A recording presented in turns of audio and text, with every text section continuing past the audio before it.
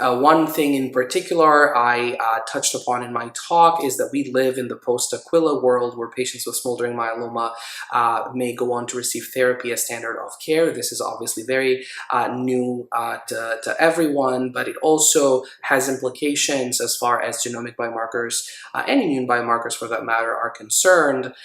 Specifically, we should not be assuming that genomic biomarkers that are relevant in the smoldering myeloma setting are also relevant in the myeloma setting and vice versa. And there are many possible explanations for that.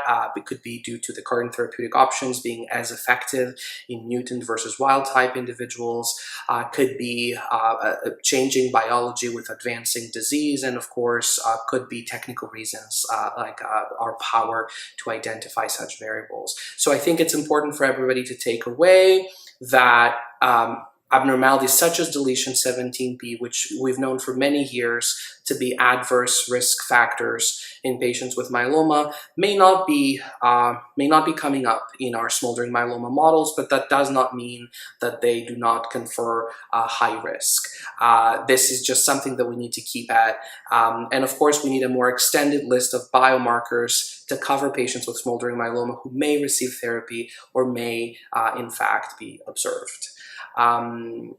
Moving on to immune biomarkers, I discussed some of our single-cell RNA sequencing data where we were able to show that there's increased clonal expansion of cytotoxic T cells, as well as increased interference signaling in immune cells in patients as they progress from MGUS to overt myeloma. And so we can also start thinking about how we can better understand these mechanisms in order to incorporate these as biomarkers in our models, envisioning a future where our risk stratification and our clinical practice is truly biologically informed based on tumor and immune biology.